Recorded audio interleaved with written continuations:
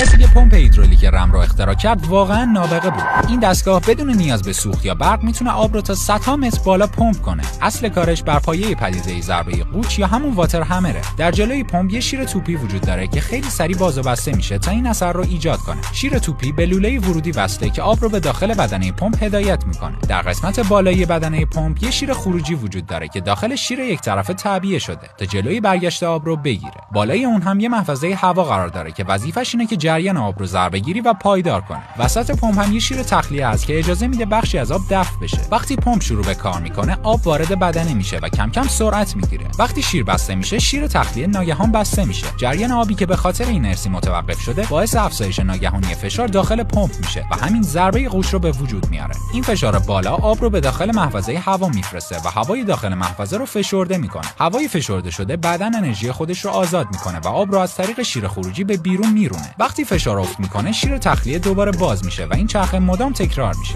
همین روند باعث میشه پمپ بتونه به طور پیوسته آب رو پمپاژ کنه.